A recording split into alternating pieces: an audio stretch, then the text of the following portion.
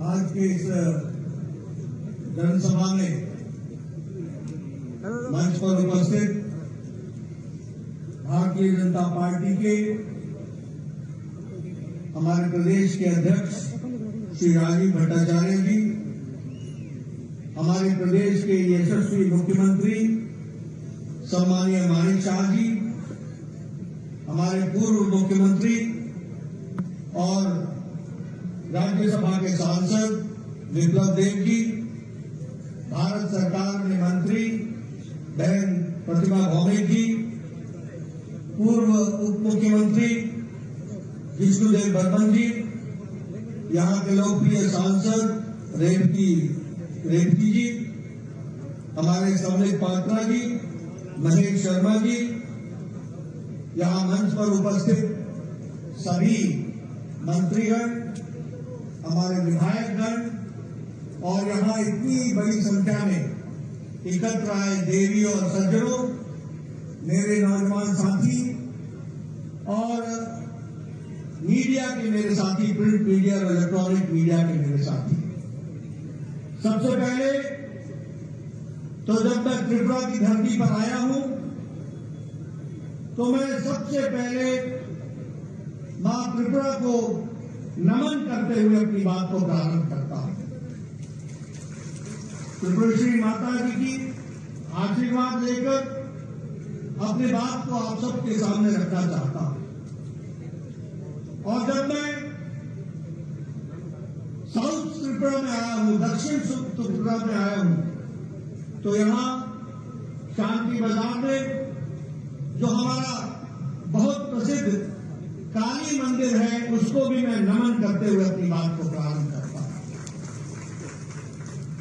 मित्रों, मुझसे पूर्व राजीव भट्टाचार्य जी ने, हमारे विप्लव देव जी ने और हमारे सभी पूर्व वक्ताओं ने, प्रतिमा जी ने, हमारे मुख्यमंत्री जी ने आपके सामने बहुत ही तफसील से किस तरीके से मोदी जी के नेतृत्व में देश आगे बढ़ा है और त्रिपुरा का भी विकास हुआ, देश का भी विकास हुआ, इन सारी बातों को बहुत गहराई से आपके सामने रखा है। मैं एक ही बात कहना चाहता हूं कि ये जो 9 साल प्रधानमंत्री मोदी जी के नेतृत्व में जो हम सब लोगों ने देखा है, उसमें हमने पाया है कि इन 9 सालों में भारत की तस्वीर और तकदीर को मोदी जी के नेतृत्व ने बदल डाला है। इसको मैं गौरव के साथ कह सकता हूं। और जब मैं ये कहता हूं तो मैं आप सबको ये भी याद दिलाना चाहता हूं कि आप 2014 के पहले का भारत देखो और 2014 के बाद का भारत देखो। 2014 से पहले कैसा भारत था? 2014 से पहले भारत था जिसका नाम भ्रष्टाचारी देशों में सम्मिलित था। हम एक भ्रष्टाचारी देश कहलाते थे। हर दिन एक नया स्कैंडल, एक नया स्कैम, एक नया स्कैम। पनडुब्बी खरीदो तो घोटाला, हेलीकॉप्टर खरीदो तो घोटाला, गन खरीदो तो घोटाला, एरोप्लेन खरीदो तो घोटाला। ये आकाश में जो किरणों के माध्यम से ये 4G, 5G, 3G चलता है, इसमें भी घोटाला। खनिज में घोटाला, लोहे में घोटाला, कोयले में घोटाला।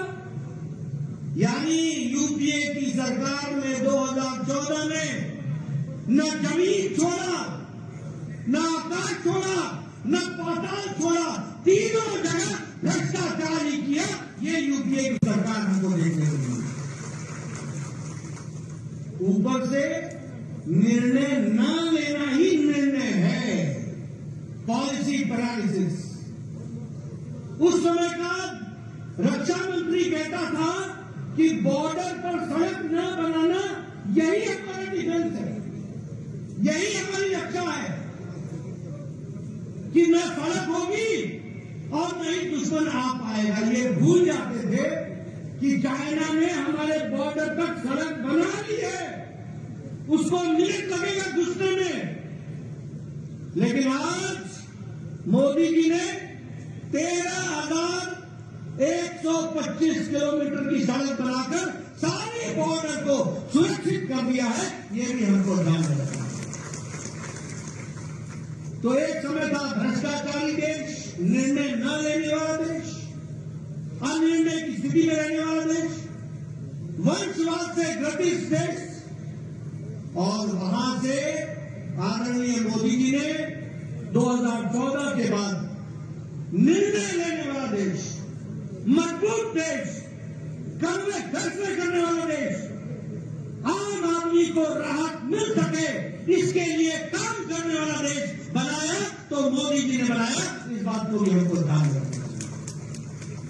और इसीलिए जहां भ्रष्टाचार था उससे देश को निकाल करके विकासवाद के साथ, जहां वंशवाद था तो वंशवाद से निकाल करके विकासवाद की ओर ले गए, जहां वोट बैंक की पॉलिटिक्स थी उस वोट बैंक की पॉलिटिक्स से निकाल करके देश को तरक्की की ओर ले जाने का काम और रिपोर्ट कार्ड की राजनीति को मोदी जी ने सामने ला करके खड़ा किया। इसलिए मोदी जी के नेतृत्व में नहीं सिर्फ सरकार बदली, सरकार के साथ साथ सरकार के काम करने की संस्कृति भी बदल डाली। इस बात को भी हमको ध्यान रखना चाहिए। रिपोर्ट कार्ड की राजनीति, आज यहाँ हमारे जो भी नेता खड़े होते हैं छाती ठोक के बोलते हैं हमने ये कहा था, हमने ये किया है, हमने ये कहा था, हमने ये किया है, ये हम करेंगे, ये कर रहे हैं और ये भी करके देंगे।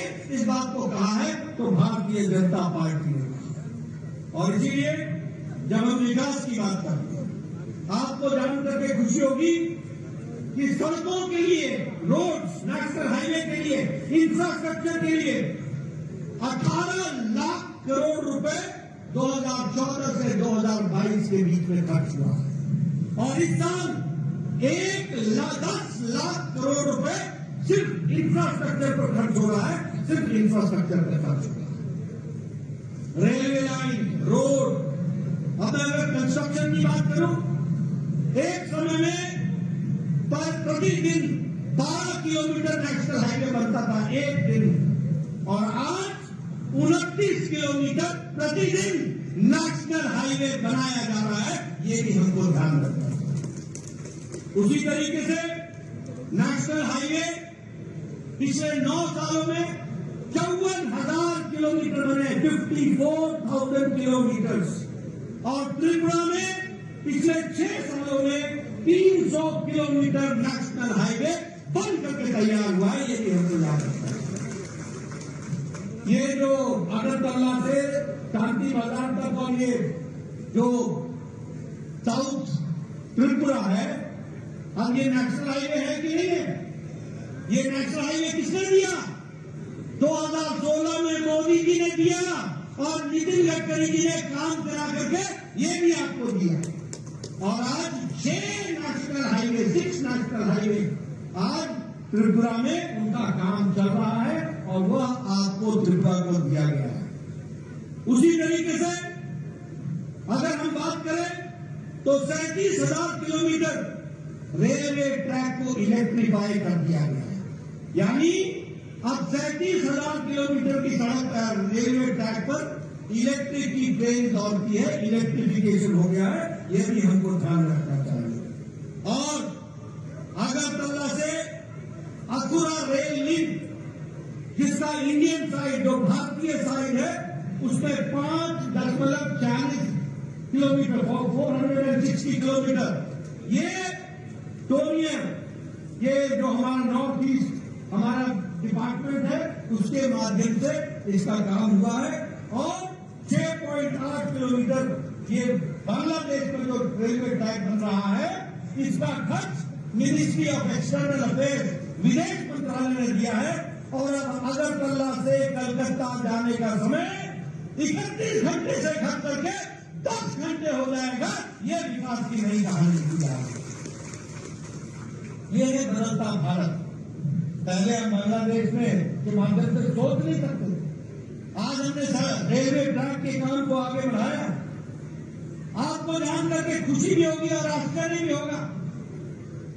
खुशी ये होगी कि आज 9 साल के अंदर 74 एयरपोर्ट बने हैं, 74 एयरपोर्ट, और उसके साथ साथ 70 साल में 74 एयरपोर्ट बने, और मोदी जी के नेतृत्व में 9 साल के अंदर 74 एयरपोर्ट बने हैं। ये भी हमको ध्यान रखना चाहिए।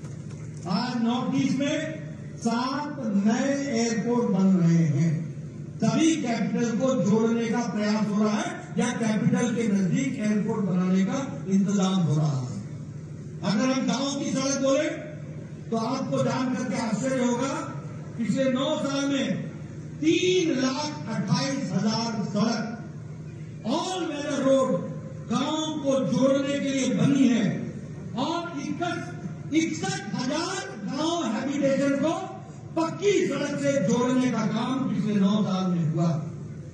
अगर मैं शांति और सुरक्षा की बात करूं तो मैंने पहले कहा 13,125 किलोमीटर, क्षमा करिएगा 13,525 किलोमीटर बॉर्डर रोड बनकर के तैयार हो गया है। और एक नहीं, दोनों ब्रिज बन करके एक तरफ से जाने का, एक तरफ से आने का, हर मौसम में 2 दिन के अंदर, 1 दिन के अंदर अपनी फौज को बॉर्डर पर पहुंचाने का काम किया। तो नरेंद्र मोदी जी ने किया। ये भी हमको ध्यान में रखना है। आप सबको मालूम ही है, हम नारा लगाते थे, एक देश में 2 निशान, 2 विधान, 2 प्रधान नहीं चलेंगे। जम्मू कश्मीर में धारा 370 लगी हुई थी। मोदी जी ने 6 अगस्त 2019 को पार्लियामेंट में खड़े होकर के अमित शाह जी की रणनीति ने काम किया और मोदी जी की इच्छा शक्ति ने तय किया, और धारा 370 को धाराशाही कर दिया और कश्मीर को संपूर्णता के साथ भारत से जोड़ दिया। ये भी हमको ध्यान रखना।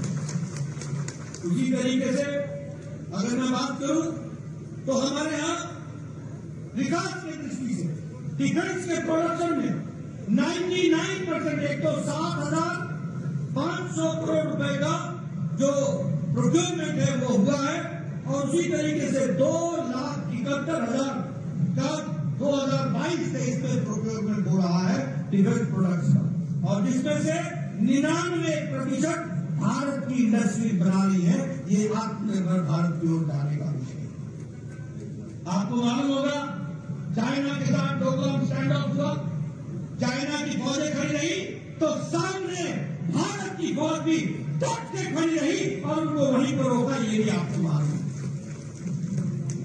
एयर स्ट्राइक, सर्जिकल स्ट्राइक, ये सब चीजें आप जानते हैं।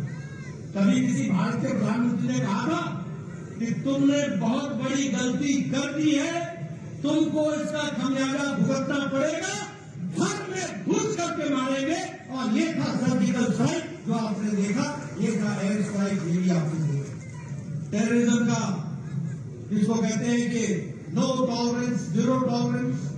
अगर मैं बात करूं आत्मनिर्भरता की ओर, तो आज भारत AK-203 बनाने लगा है, असॉल्ट राइफल बनाने लगा है, उसी तरीके से प्रचंड हेलीकॉप्टर बनाने लगा है, उसी तरीके से INS विक्रांत भारत ने लड़ाकू जहाज बना करके दिखा दिया है, और भारत की फौज में वो बेड़ा में वो शामिल हुआ है। ये भी हमको ध्यान में रखना। अगर मैं सुशासन की बात करूं, क्योंकि हम जब 9 साल मना रहे हैं तो सेवा, सुशासन और गरीब कल्याण, ये जो सुशासन की हम बात करते हैं, एक समय में भारत का प्रधानमंत्री स्वर्गीय राजीव गांधी बोलते थे कि मैं दिल्ली से 1 रुपए भेजता हूं तो 85 पैसे पता नहीं किनके हाथों में लग जाते हैं, और सिर्फ 15 पैसे ही पहुंचते हैं, सिर्फ 15 पैसे। आज बदलता भारत मोदी जी के नेतृत्व में 22,40,000 करोड़ रुपए लोगों के खाते में, बैंक में पहुंचा दिया गया, ये बदलता भारत है, लोगों को डायरेक्ट बेनिफिट ट्रांसफर पहुंचाएगा। कितना? 5,40,000 लाख करोड़, जिसमें से 2,20,000 करोड़ रुपए, लाख करोड़ रुपए ये जो पिलफरेज हो जाता था, ये जो बीच में बिचौलिए खा लेते थे, इसको भी रोकने का काम किया है। कितना? 2,20,000 लाख करोड़, इतना मोदी जी ने बताया है डायरेक्ट बेनिफिट ट्रांसफर से। ये है सुशासन। आज common service centre 5,47,000 common service centre बने और 2.5 लाख गांव में हमारा नौजवान कॉमन सर्विस सेंटर खोल के खड़ा है। और आज किसी भी गांव में कॉमन सर्विस सेंटर में जाकर के भारत सरकार और त्रिपुरा सरकार की तमाम योजनाओं का उपयोग आप कर सकते हैं और उससे आप डिजिटलाइजेशन के माध्यम से आप उसका उपयोग कर सकते हैं। बदलता भारत कैसा है? बदलता भारत ऐसा है जिसमें हम 10वें नंबर की आर्थिक व्यवस्था थे, 10वें नंबर। और मोदी जी के नेतृत्व में जिस ब्रिटेन ने, जिस इंग्लैंड ने हमको 200 साल राज किया, उसको पछाड़ करके आज भारत 5वीं सबसे बड़ी अर्थव्यवस्था बन गई है। स्टील के मैन्युफैक्चर में, इस्पात के मैन्युफैक्चर में हम 4थे नंबर पर खड़े थे, आज हम 2रे नंबर पर खड़े हैं। अगर हम बात करें टॉय इंडस्ट्री में, आपको याद होगा मन की बात में मोदी जी ने कहा था कि विदेशी खिलौने मत खरीदो, भारत के खिलौनों पर विश्वास रखो। आपको जान करके खुशी होगी कि खिलौनों का खपत नहीं, खिलौनों का एक्सपोर्ट यानी दूसरे देशों को बेचने का काम भारत में तिगुना बढ़ गया है, 3 टाइम्स बढ़ गया है। और अब भारत खिलौने ले नहीं रहा है, खिलौने बाहर के देशों को बेच रहा है। यह परिस्थिति आर्थिक कमी। उसी तरीके से जापान जो गाड़ियों के लिए जाना जाता था, कार की, उसको पिछाड़ करके अब Bharat 3rd largest market automobile की बन गई है, 3री लार्जेस्ट मार्केट ऑटोमोबाइल की बन गई। और उसी तरीके से फॉरेन डायरेक्ट इन्वेस्टमेंट हमारे यहां $84.8 बिलियन फॉरेन का इन्वेस्टमेंट भारत में बढ़ा है। यह भी हमको समझने की जरूरत है। 50% हमारा इलेक्ट्रॉनिक गुड्स में एक्सपोर्ट बढ़ा है। और इसी तरीके से हमारे विकास के नए नए आयाम बने हैं। आपको जान करके खुशी होगी, आपने कभी सोचा था? मुझे कोई एग्जैक्ट नंबर नहीं मालूम, याद नहीं है, शायद मुझे समृद्धि बता दे, लेकिन शायद 470 एयरबस हमने ऑर्डर किया है। 470 एयरबस भारत ने ऑर्डर किया, 470। कभी आपने सोचा है हवाई चप्पल वाला हवाई जहाज में घूमेगा? ये कल्पना मोदी जी ने करके दिखाई है। आखिर ये 470 एयरबस क्यों खरीदे जा रहे हैं?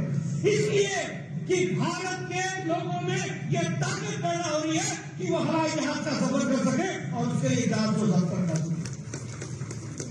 और ये जब 470 बसें खरीदी जा रही है तो जो बाइडेन कहते हैं यह एक लैंडमार्क ऑर्डर अमेरिका को मिला है।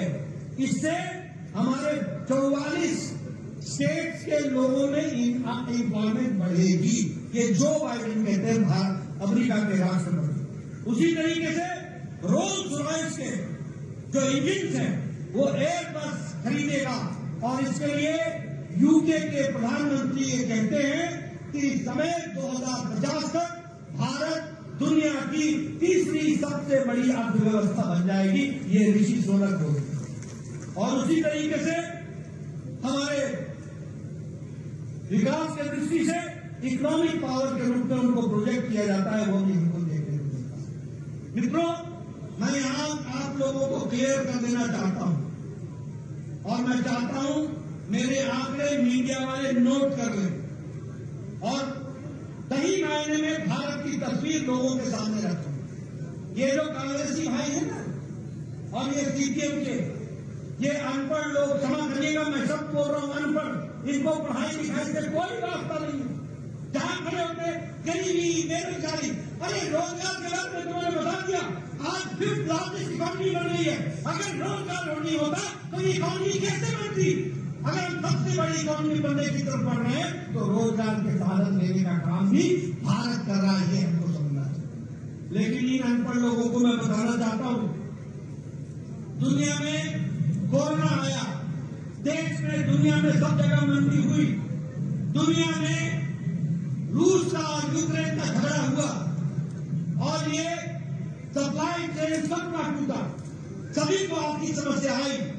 लेकिन इस आर्थिक समस्या में मैं आपको बताना चाहता हूं, भारत दुनिया का फास्टेस्ट ग्रोइंग इकोनॉमी है।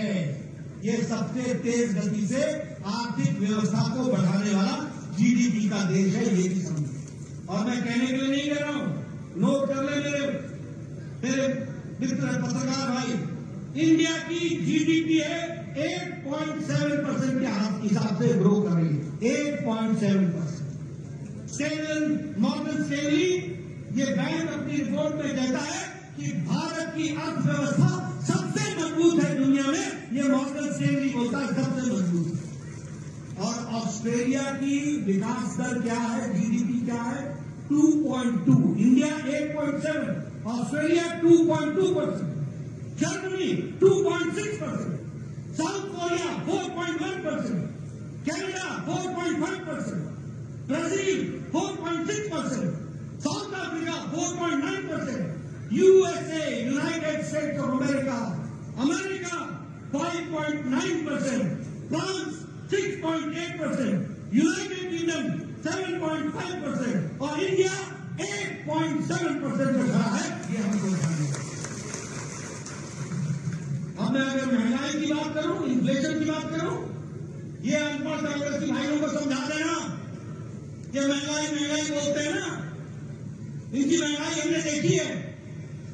आप बड़े महंगे हो गए हो, आपको नहीं पता चलता कि सच्चाई क्या है। मैं आपको बताना चाहता हूं, इन्फ्लेशन इंडिया 4.2% पर खड़ा है, यूनाइटेड स्टेट्स 4.9% पे खड़ा है, फ्रांस 5.1% पर खड़ा है, यूरो एरिया 6.1% पर खड़ा है, ऑस्ट्रेलिया 7% पर खड़ा है, इटली 7.69% पर खड़ा है, यूनाइटेड किंगडम 8.7% पर खड़ा है। और खाद्य सामग्री का इन्फ्लेशन, महंगाई, खाने के सामान की महंगाई, वो भी जोड़ लो, इंडिया 2.9% पर खड़ा है, 2.91%। यूएस यूनाइटेड स्टेट्स अमेरिका 6.7% पे खड़ा है, फ्रांस 14.7% पे खड़ा है, यानी फ्रांस में महंगाई 14.7% से बढ़ रही है, जर्मनी 14.5% से खड़ा है, यूरोपियन यूनियन 16.4% से खड़ा है, स्वीडन 16.8% से खड़ा है, यूके यूनाइटेड किंगडम इंग्लैंड 18% पर खड़ा है, पाकिस्तान 48.65 पर खड़ा है और भारत 2.91% पर खड़ा है। ये है बदलता भारत। मैं चाहूंगा इन आंकड़ों को मेरे पत्रकार बंधु जरा दुनिया की तस्वीर दिखाओ, क्या पाकिस्तान, क्या श्रीलंका और क्या भारत और क्या अमेरिका, क्या फ्रांस, क्या इटली, क्या जर्मनी, क्या स्विट्जरलैंड, भारत कहां पर खड़ा है? आज ब्राइट स्पॉट है तो वो भारत है, भारत है, भारत है। मैं आपको बताना चाहता हूं, अभी कल परसों तूफान हटा, आपने दुनिया में भी तूफानों की तस्वीरें देखी होंगी। आपने देखा होगा चीन में किस तरीके से शहरों में पानी आया है, आपने देखा होगा अमेरिका में किस तरीके से जंगल जल रहे, आपने टीवी पर देखा होगा किस तरीके से तूफान मकानों को चिखड़े उड़ा रहा है। लेकिन ये भारत है, बदलता भारत, जहां तूफान आने से पहले हमारे साइंटिस्ट और हमारी इक्विपमेंट्स इतनी मजबूत मोदी जी ने लगाई है कि हमें 1-1.5 सप्ताह पहले पता चल जाता है कि तूफान कब आएगा, कहां आएगा, कितनी जोर से आएगा और उसकी कैसे व्यवस्था करनी है। और आप देखिए परसों तूफान आया, प्रधानमंत्री मोदी जी ने 1 हफ्ते पहले से तैयारी की, 1 लाख लोगों को सुरक्षित स्थानों पर पहुंचाया गया, 1 लाख लोगों को। उसी तरीके से ये भी बताया गया कि 125 किलोमीटर की स्पीड से आएगा। पेड़ उखड़ गए, प्रकृति पर किसी का जोर नहीं, लेकिन जान माल का नुकसान नहीं होने दिया। ये प्रधानमंत्री मोदी जी की तस्वीर को ध्यान में रखना चाहिए, हमको ध्यान में रखना चाहिए। पूरी तैयारी की गई, एनडीआरएफ को लगाया गया और प्रदेश और सेंटर के कोऑर्डिनेशन के कारण यह तूफान जो तबाही मचा सकता था उसको सुरक्षित तरीके से लोगों को बचाने का काम किया, तो वो प्रधानमंत्री मोदी जी के द्वारा हुआ है। आज ये बदलता भारत की तस्वीर है। इतना बड़ा चक्रवात है, इतना तूफान है, 125 किलोमीटर की माध्यम से है, 1 लाख लोगों को सुरक्षित पहुंचाया जाए, एनडीआरएफ को लगाया जाए, केंद्र और राज्य के द्वारा कोऑर्डिनेशन में काम किया जाए और जान माल की रक्षा की जाए। ये बदलता भारत है जिसको हमको ध्यान में रखना चाहिए। मित्रों, मैं आपका ज्यादा समय नहीं लूंगा। अभी हमारे राजीव भट्टाचार्य जी आपसे चर्चा कर रहे थे।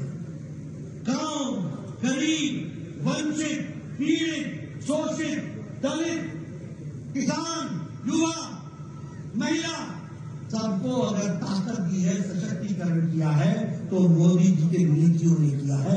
यह हमको ध्यान में 4 करोड़ से ज्यादा घर प्रधानमंत्री आवास योजना में बने। कितने? 4 करोड़। और 3,50,000 घर त्रिपुरा में बने, 3,50,000 घर। और मुझे याद है वो एयरपोर्ट के बगल में बॉर्डर के गांव में मैं गया था, लंकापुरम में गया था मैं। वहां मैंने चाय पी थी। हमारा एक दलित भाई था, उसको प्रधानमंत्री आवास योजना मिला था। घर देख करके मेरा दिल इतना खुश हुआ। 2 कमरे, बेडरूम, 1 किचन अलग से, 1 शौचालय अलग से, किचन में गैस का चूल्हा, सामने कोर्टयार्ड, ऊपर छत, पक्का मकान और घर का मालिक नहीं, मालकिन उसकी मालिक। यह है प्रधानमंत्री आवास योजना, यह है महिला सशक्तिकरण। कितना दिया? 4 करोड़ घर, 3,50,000 त्रिपुरा में। मित्रों, ये जो हमारे एमएलए साहिबान बैठे हैं ना, ये बड़े खुशनसीब हैं कि इनको प्रधानमंत्री मोदी जी जैसा मिला है। मैं 1993 में 1993 में पहली बार एमएलए बन गया था। मैं आपको घटना सुनाना चाहता हूं। मेरा वीडियो आता था मेरे पास, मैं कहा साहब आपको खुशखबरी सुनानी है, सुनो। कहता था कि आपको इंदिरा आवास योजना में एक पंचायत में 1 घर मिला है, बताइए किसको दे। मैं कहता था मेरी तबीयत खराब हो जाती थी। मैं सोचता था मैं कैसे न्याय करूंगा, 1 अनाथ 100 बीमार, कैसे ही इंदिरा आवास को मैं बांटूंगा, किसको दूंगा, किस गरीब को मैं उसके आंसू पहुंचूंगा। 1 पंचायत में 1 घर 1 साल में। ये तस्वीर हमने देखी है। मैं वीडियो को बोलता था जो सबसे गरीब आपको लगता है उसको आप दे दो, मैं फैसला नहीं करता हूं। ये दिन मैंने देखे हैं।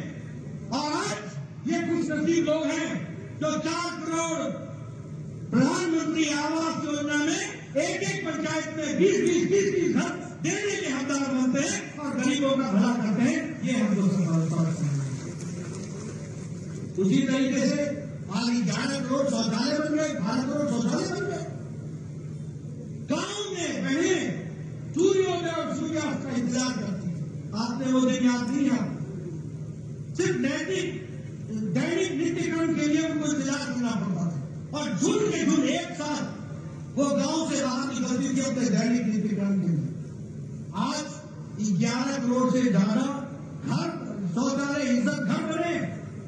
ये इसका मतलब ये समझो कि कैसा भारत था 9 साल पहले, जहां 11 करोड़ बहनें अपनी इज्जत के लिए मोहताज थी। उनको अगर इज्जत देने का काम किया तो नरेंद्र मोदी जी ने किया। ये भी हमको ध्यान में रखना। अगर हम बात करें आयुष्मान भारत का, और यहां भी आपने स्कीम चलाई है, तो स्कीम का नाम क्या है? आयुष्मान भारत।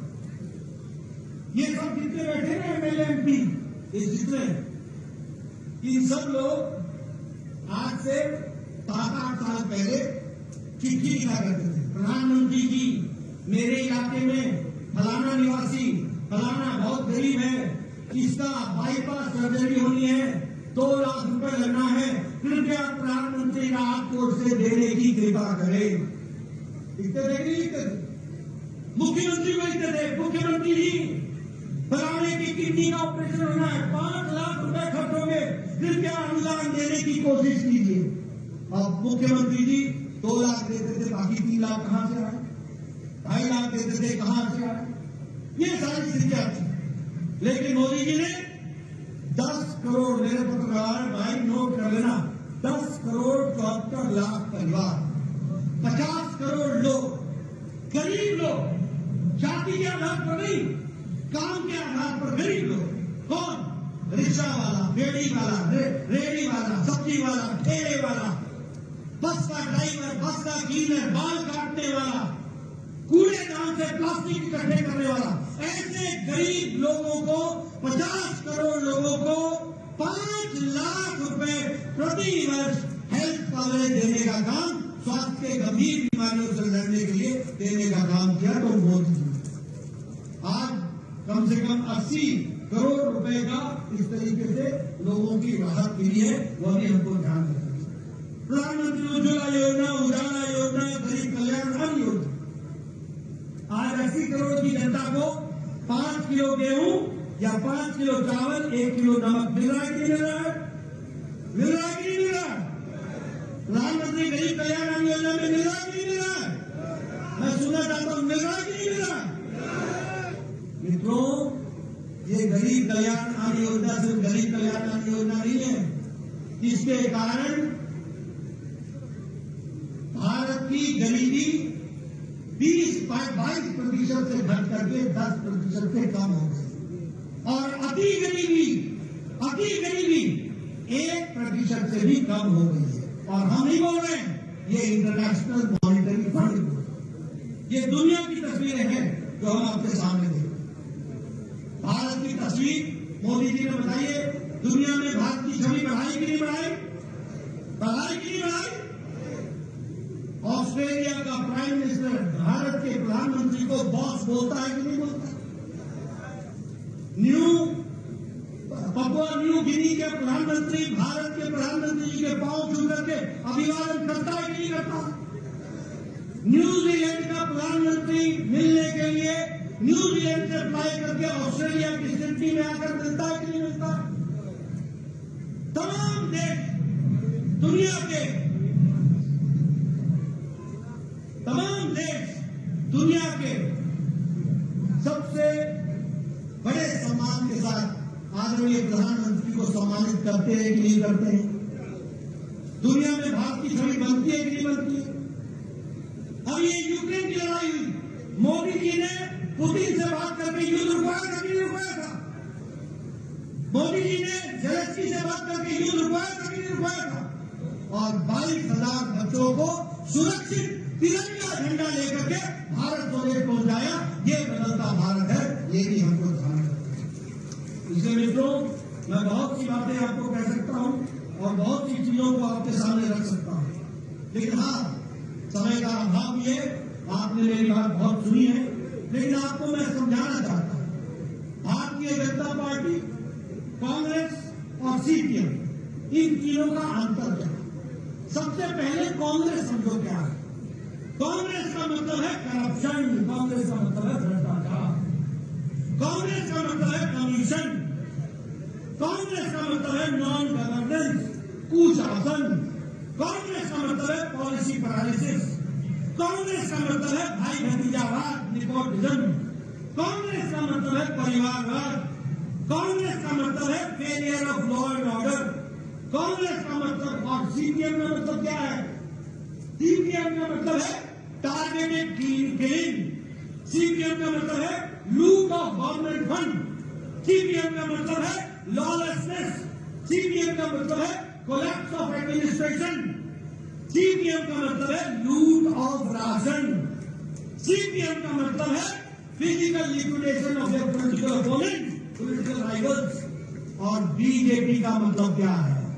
बीजेपी का मतलब है डेवलपमेंट, बीजेपी का मतलब है हाईवे, बीजेपी का मतलब है रेलवे, बीजेपी का मतलब है एयरवे, बीजेपी का मतलब है इंटरनेट, बीजेपी का मतलब है विकास, बीजेपी का मतलब है इंफ्रास्ट्रक्चर, बीजेपी का मतलब है शिक्षा, बीजेपी का मतलब है स्वास्थ्य, बीजेपी का मतलब है गरीब कल्याण, बीजेपी का मतलब है गरीब सशक्तिकरण, बीजेपी का मतलब है महिलाओं का उत्थान, बीजेपी का मतलब है युवाओं को ताकत देना, बीजेपी का मतलब है सबका साथ, सबका विकास, सबका विश्वास, सबका